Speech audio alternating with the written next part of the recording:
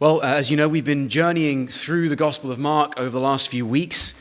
And as we've been doing that, we've been learning again and afresh, and we've been reminded of who Jesus is, what he's come to do, and how we are to follow him. Those are Mark's three chief concerns as he writes his gospel. But over and over and over again, we've come up against the scandal of the cross and the reality of Jesus' mission to come and die. So I had those three readings read for us this morning. There are three predictions Jesus makes of his death. See, in chapter 8, Jesus has said how following him is all about self-denial. That is really hard for us because we are fundamentally selfish people. That is what this passage is going to be teaching us this morning. But if we're going to follow Jesus, one of the requirements is that we deny ourselves, take up our cross, and follow him. And ironically, paradoxically, that leads to fullness of life. But here in chapter 10, actually, the great picture that is being shown to us through the disciples is that it is almost impossible for us to follow Jesus. It's almost impossible for us to achieve through our own power the kind of self-denial that it takes to follow Jesus on the road to Jerusalem. What we actually need is we need to be changed from the inside out. The change that we desperately need if we want to follow Jesus, we can't find from within. We need it from outside and not in ourselves. Listen, there's many of us gathered here this morning. Some of us here might have one approach to the cross. Some of us might find it confusing.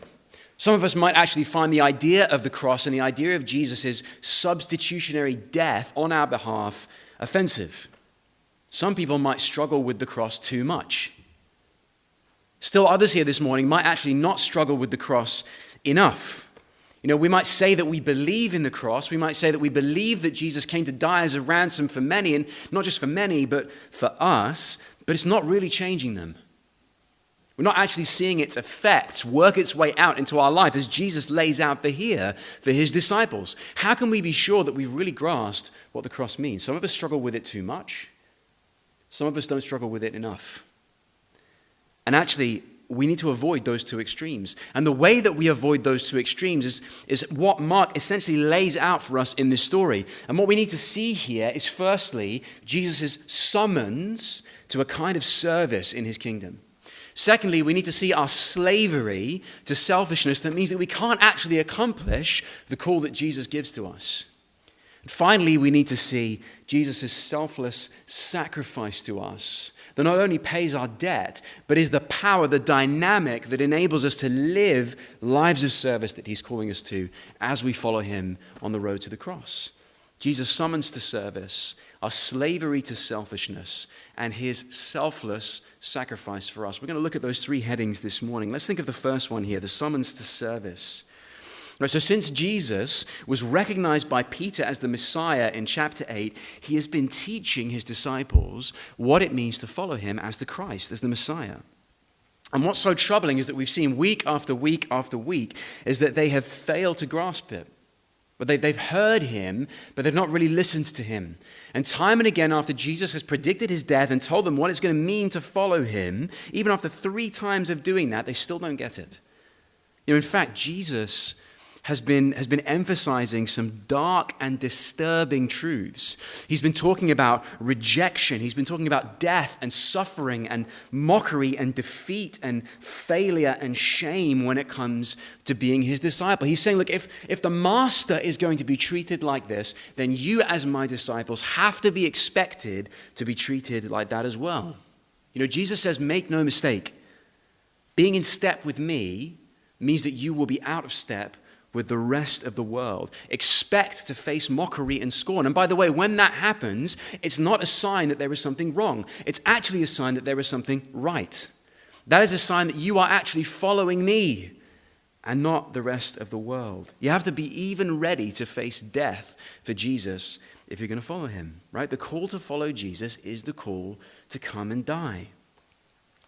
But there's a part of Jesus' teaching that we've come across here in chapter 10 that our day and age doesn't find disturbing, actually. Quite the opposite. It finds it profoundly beautiful, even if it's challenging.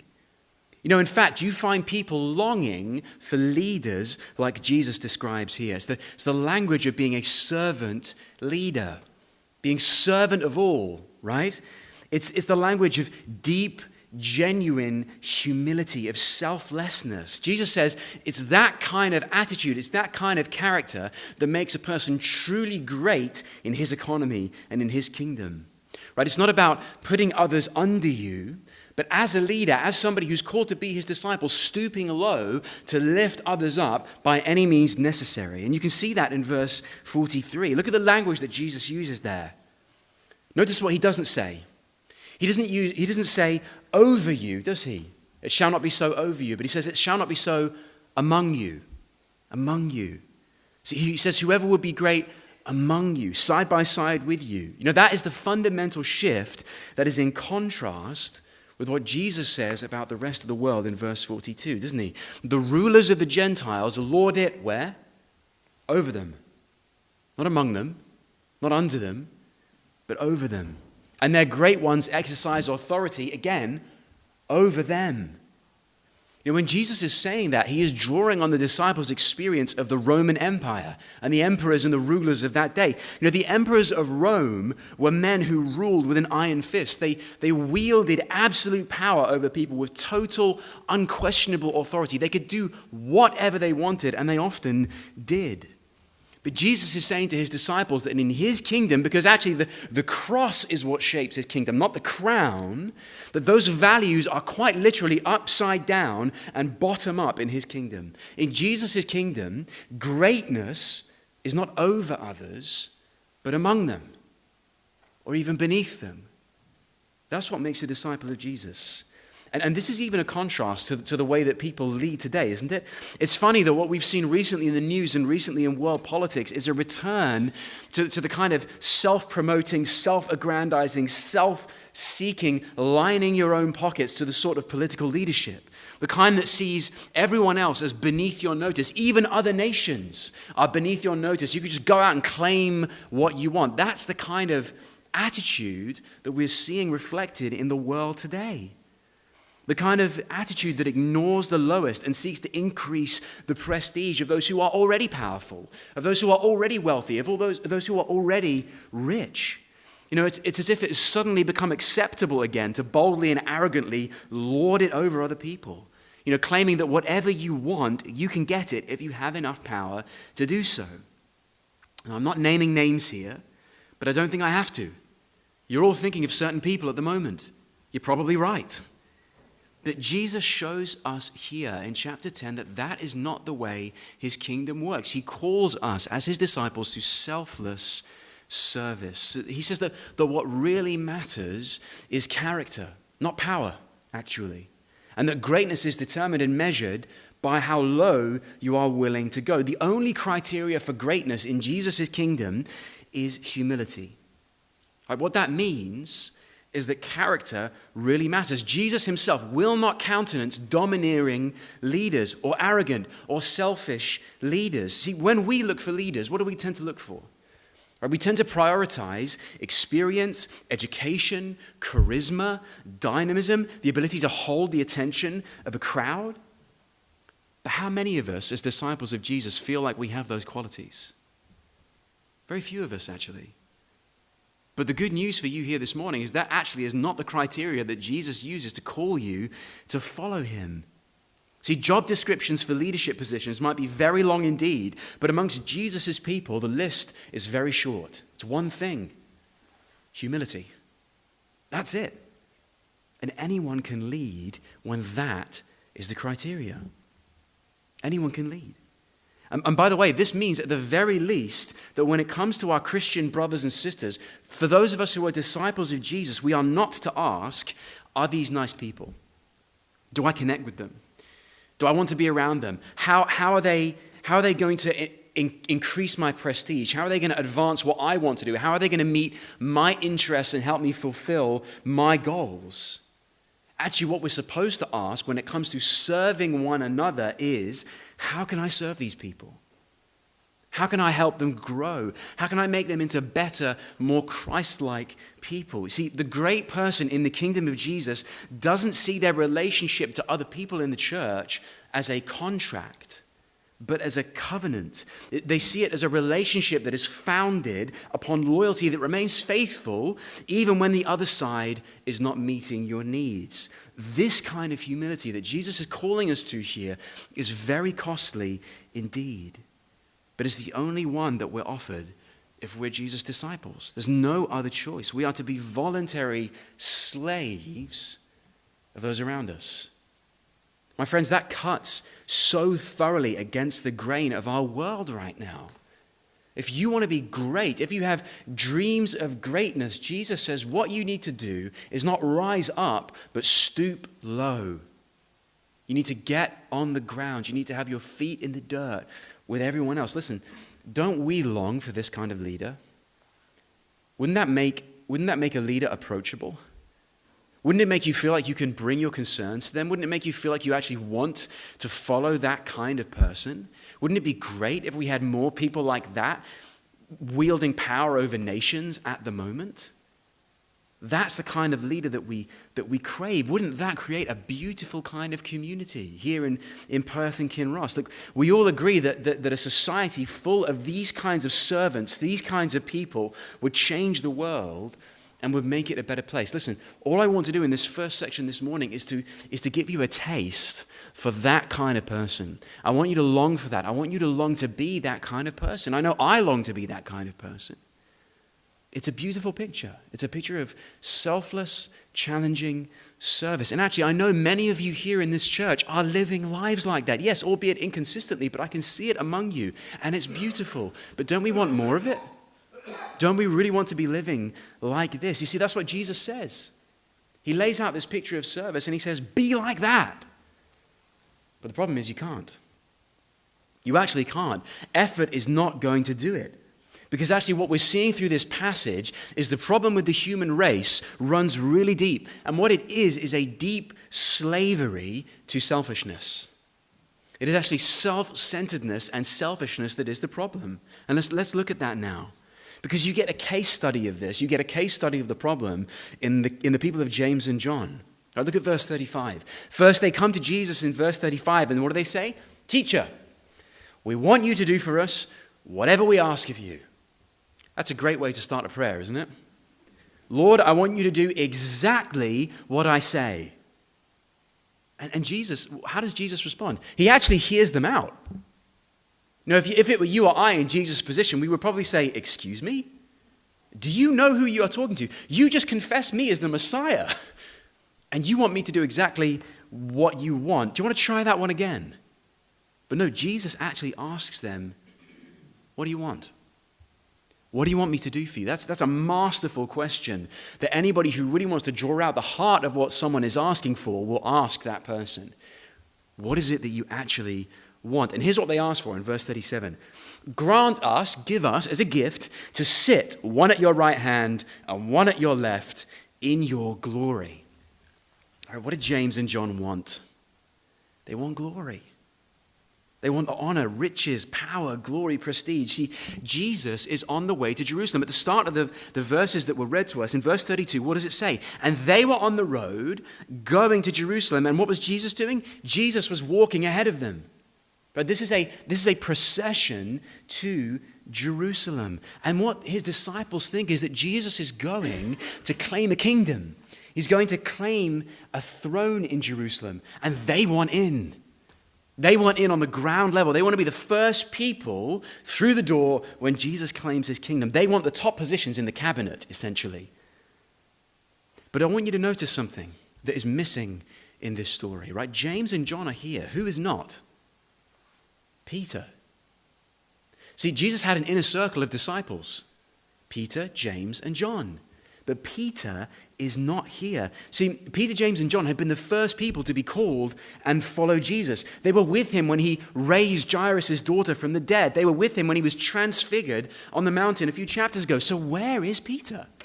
Why is he not in the picture? Well, see, James and John have done something really sneaky. They have seized an opportunity to cut Peter out of the inner circle, right? Think about what happens in chapter 8. Peter confesses Jesus as the Christ and then gets harshly criticized and harshly rebuked in front of everyone else by Jesus for trying to deny him his death on the cross. See, James and John have seen Peter make mistakes over and over again, and they think now is the time to strike. Now's the time to maneuver and to cut him out. We want to be the CEOs. There's only just enough room for you and I. And I would think probably James and John were thinking at some point, I'm going to cut the other guy out as well. It's cutthroat business tactics. Human nature has not changed in 2,000 years. It's the self-same thing. See, they want to be on top, and they will climb over whoever they need to get there. But there's an irony, isn't there? Because the irony is, of course, that the moment where Jesus displays his glory, the moment where Jesus displays the glory of God's justice and the glory of God's love is not on a throne.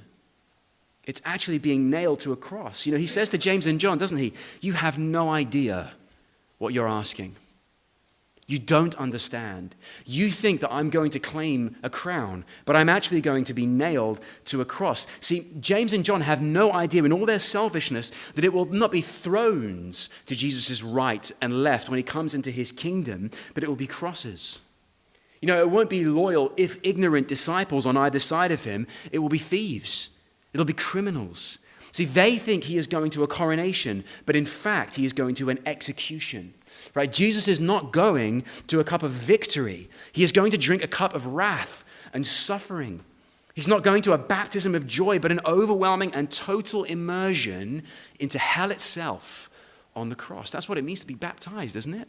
The Greek word means to be immersed in something. When Jesus says, you cannot be baptized with the baptism with which I am baptized, he's saying that I'm going to be plunged into the wrath of God. I'm going to be plunged into his anger. I'm going to be plunged into his justice. I'm not going to be ascended to a throne. I'm going to be plunged deep into your rebellion and your sin. Do you really think you can drink that cup? See, they have completely misunderstood. But why?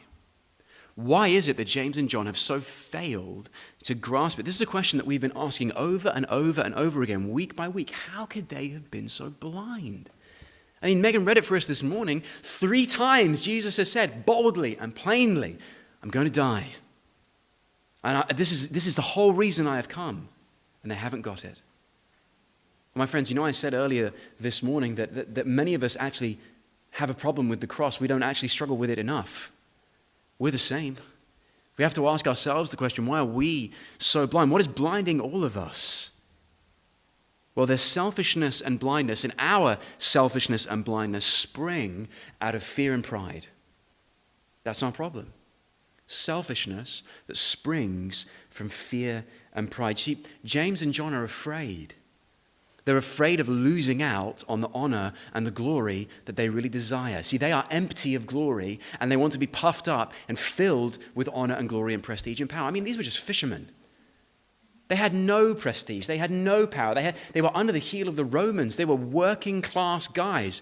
So who can really blame them for wanting a bit of prestige, for wanting a throne to sit on? They must have been dreaming of it all their lives, but they are afraid. They're afraid of having it within their grasp and losing out on it. But they're also proud, aren't they? Out of all the people that Jesus could have called to follow him, Jesus called them. Now the problem is they think it's because their choice. It's not. It's just because they were chosen.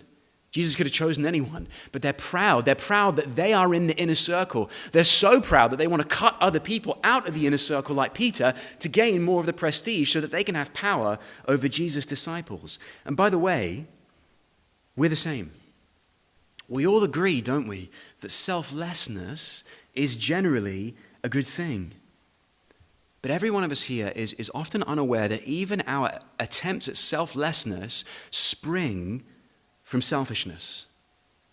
Now, let me explain, because we are actually just like James and John here. Right? Take the motivation of fear that I mentioned, for example. Right? Maybe you've heard this. If you're selfish, then people will want nothing to do with you. Right? There's a religious version of that as well. It says, if you're selfish, then God is going to get you. God is going to punish you for your selfishness. See, the motive there is that it is practical to be selfless. Selfishness will actually come back to bite you. That is essentially a motivation of fear. Avoid selfishness because otherwise you will lose out. That's not a very good motivation, is it? Okay, or take pride as a motivation for selflessness, right? There's a version of it that says, don't be like those wicked or selfish people that are just out for themselves and don't care about others. There's also a religious version of that which says, don't be like the world out there. Don't be like those selfish sinners, but be a selfless, godly person. Be like Jesus, who is your example of selflessness. But do you see the motive there? The motive there is that you are so much better than all those other selfish people. That is essentially pride. Selflessness out of fear and pride. See, even the common core reasons for selflessness are often fear and pride. But what are the core reasons for selfishness? Well, we've said it, haven't we? Like James and John show us, it's also fear and pride. So even in attempting to be selfless, you haven't done anything to root out the cause of sin. So deep does it go. The same motivations are driving you to selflessness that are driving you to selfishness. Just fear and pride. You're booting off of the same operating system. The same fuel is fueling the engine. See, the motives that I have just listed for you might restrain the heart. They might bind it for a season, but they don't change the heart. Because that is what we fundamentally need. See, in using fear and pride, what you've done is you have jury-rigged your heart so that the basic causes of selfishness are being used to make you selfless. But it won't last forever. Because at some point you'll realize that true selflessness doesn't bring you any real benefit, and then you'll do something incredibly selfish. And then in your surprise, you'll say to yourself, I'm better than this, aren't I? But are you? Listen, I want you to realize that all of your life, you have been nurturing the roots of sin within your moral life. Within your attempts to be a good person, you have actually been nurturing the very roots of the sin that is condemning you. It goes that deep. The slavery, the bondage, the chains go that deep. They're just as heavy for the moral person and the upright person who seems to have their life all together as for the immoral person whose life seems to be falling apart. So you don't need a behavior change. What I've come here to do this morning is not call you to a behavior change, but a rescue. You need a ransom. You need someone to save you. That's why we call Jesus Savior. And there's a great story that the famous preacher Charles Spurgeon uses to illustrate this, right? He says, once upon a time there was a king. And this king ruled over everything in a land. And one day there was a gardener who grew an enormous carrot. He's clearly not been to my allotment. We're pretty much just growing weeds at the moment. He took this carrot to his king and said, "My lord, this is the greatest carrot I've ever grown. It's the greatest carrot I ever will grow. Therefore, I want to present it to you as a token of my love and respect for you." And the king was touched, and he discerned the man's heart. So as he turned to go, the king said, "Wait, you are clearly a good steward of the earth. I want to give you a plot of land freely as a gift so you can garden it all and grow lots of amazing carrots." Well, the gardener was amazed and delighted and went home rejoicing. But there was a nobleman at the king's court who overheard all this, and he said, "My, if that's what you get for a carrot, what if you gave the king something better?" So the next day, the nobleman came before the king, and he was leading a handsome black stallion. And the nobleman bowed low, and he said, "My lord, I breed horses, and this is the greatest horse I have ever bred or ever will. Therefore, I want to present it to you as a token of my love and respect for you." But the king discerned his heart and said, "Thank you," and took the horse and simply dismissed him. So the nobleman was perplexed. So the king said, "Let me explain. The gardener was giving me the carrot, but you were giving yourself the horse." See, even your selfless acts can be done for selfish reasons. That is what Jesus is trying to get you to see here. That is what Mark is trying to get you to see here. You don't need a behavior change. You need a change of heart. Now, maybe you've been listening to me say all this, and I know I'm laboring the point here, but perhaps you agree with me. Perhaps you think, well, I don't actually have much of a problem with pride like these guys do. Maybe a little bit, not a huge amount. But I want you to ask yourself, are you too shy to share your faith with other people? Are you too self-conscious to tell people the truth, even when you know it will lead to a conflict? You know, what is that but a kind of pride? What is that but a fear of looking bad in front of others, or a fear of losing face, or a fear of conflict? False humility, which is so often something that we experience, is a kind of selfish pride, because what it does is it draws attention to the self in order that people might praise you, in order that people might boost your ego. That's selfishness. Friends, even anxiety can be a kind of selfish pride. Because you have a vision of how your life should go, and you're anxious and you're worried that God is going to get it wrong. That's a kind of pride. Or rolling your eyes at the younger generation for not being as resilient or hardworking or committed as your generation can be a kind of selfish pride as well. I've seen all of these things. I see them in my own life. See, you can't escape. Young or old, rich or poor, male or female, these are all motivations of a slave, which boot off of fear and selfish pride. They're a sign of what the Bible calls slavery to sin and self. They are a sign that we desperately need a ransom. We can't escape. We're called to selfless service, a beautiful kind of life. And yet none of us can achieve it because even when we're trying to be selfless, we often do it for selfish reasons. So how do you change? Where's the rescue?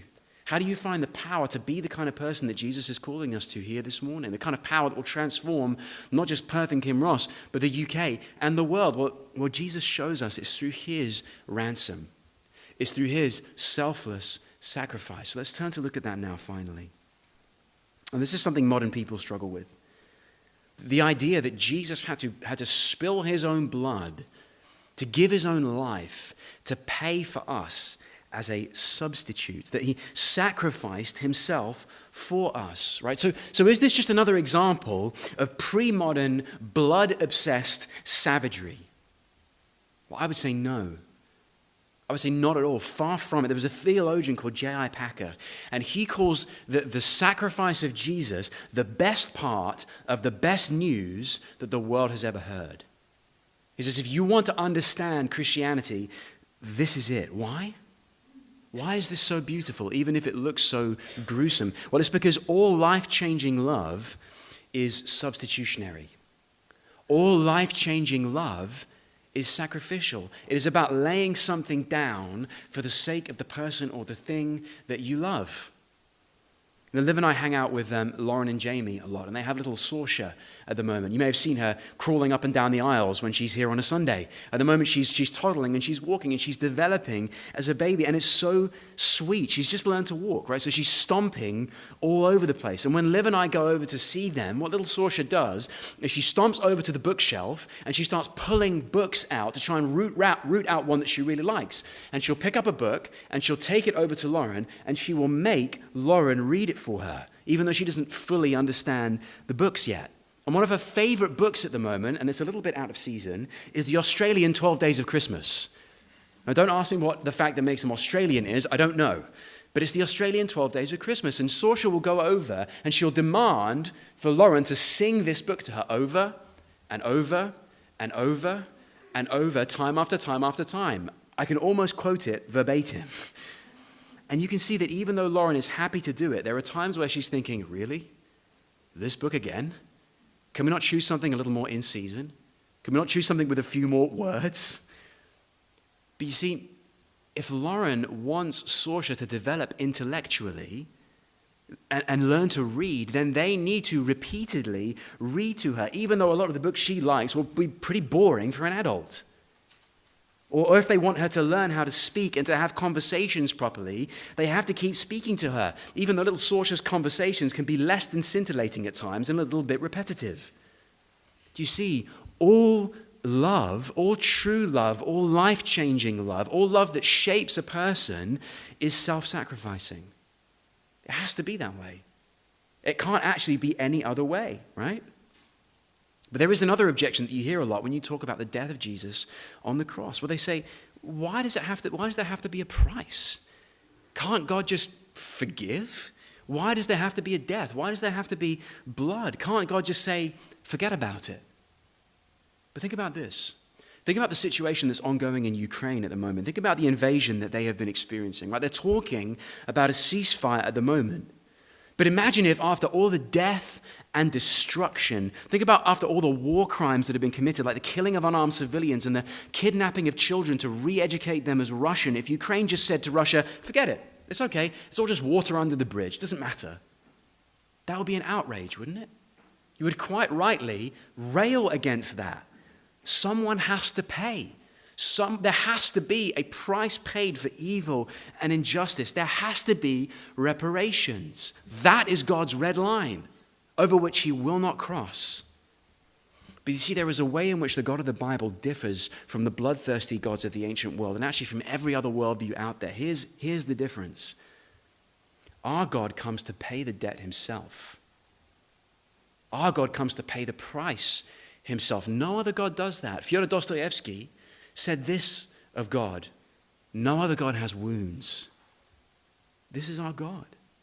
You know, it's easy to miss it, but if you were reading this without knowing anything about Jesus, this passage, you would realize that in all the other predictions of his death, Jesus has said what will happen.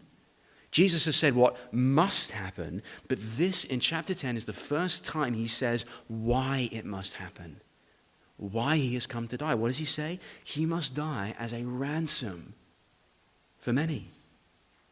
Now, that word ransom is one that we're familiar with, right? What is a ransom? Well, it's when you have to pay something to redeem someone back from some kind of slavery or bondage or kidnapping, right? The word that's used for ransom in this passage is one that's used only 2 times in the New Testament, but it's a word that is included about the loosing of a slave from their slavery. It's about being set free from a kind of bondage. See, back in Jesus' day, if you wanted to free a slave, you would have to pay a price for them. You'd have to pay a ransom that was the value of their life for their release. And this is what is being said here. Through the death of his son, God breaks the chains of sin and selfishness that we said enslaves us. And he does this by taking our place. He does this by paying his precious life in dying a slave's death on our behalf. See, a ransom is a price paid to redeem or secure the freedom of someone or something. It is where we get the word redemption from. It shows us that we are in a slavery so deep that nothing we can do can release ourselves from it. We cannot earn our way out of it, and there must be a price paid to free us. We are in bondage to sin. But Christ has come to fully redeem those who will believe in him and put their trust in him. Listen, that fact, and it is a fact, it affirms your wretchedness and your lostness. You are a slave to sin. But it also tells you of your value. Because look at what God was willing to pay to purchase you and to redeem you. See, Jesus' death in our place as a substitute says to our skittish and ignorant and unbelieving hearts, you are worth everything to me. Do you know that? Jesus' substitutionary death is him looking you in the eyes and saying, you are worth everything to me. You have chosen to be selfish. You have chosen to turn your back on me. And in one sense, that has made you worthless, but you are worth everything to me. And then he dies. If you've ever doubted your self-worth, don't look inside, look to the cross, because that is the Son of God dying as your ransom. And because Jesus died on our behalf, that is the only thing that can truly change your heart, because it puts an end to fear. Why would you fear anything when you have that kind of love held out to you by God? And it puts an end to pride, because it shows you just how wretched and helpless you are to save yourself. While we were still sinners, while we were still selfish and full of pride and full of arrogance, Christ died for us. So much does he value us. No other glory we could scrounge for ourselves could ever come close to the love of God in Christ. So cheer up. You are far worse than you ever thought possible. But you are far more loved than you ever dared hope. That is where the power lies for true selflessness and true humility, not within us, but in Jesus' death, because the Son of Man came not to be served, but to serve and to give his life as a ransom for many. So as I close here this morning, I just want to ask you, he says to give his life as a ransom for many. Are you among that many? Can you honestly say this morning that you are in that honored company, that you were a slave to sin, but Jesus has redeemed you, and you are now following him on the way, taking up your cross? Are you among that many? Can you really say with wholeness of heart this morning, yes, I have believed in Jesus and he has ransomed me? If you can't say that this morning, receive him. And maybe if you are a Christian here this morning, but you feel like you've drifted, you feel like you maybe have lost sight of what the cross really means. You've lost sight of the beauty of his ransom and the call to honor him by serving others. Maybe you need to come back to him this morning and say, Lord, I commit my life afresh to you. Take me. Ransom me afresh, and I will follow you on the road, even though I don't understand fully. Let me pray and lift these things up to him as we finish our service this morning. Let's pray. Lord, thank you that you came not to be served, but to serve, and to give your life as a ransom for us. I pray, Lord, that you would help us to desire to be embraced by that kind of love. Impress it upon our hearts. And if there is anyone here this morning, Lord, that is not surrendered to you, I pray that they would surrender to your mercy and that they would receive your ransom, knowing that they have been reconciled to you and purchased not by things that are fruitless, but by the precious blood of Christ. For we ask it in his name. Amen.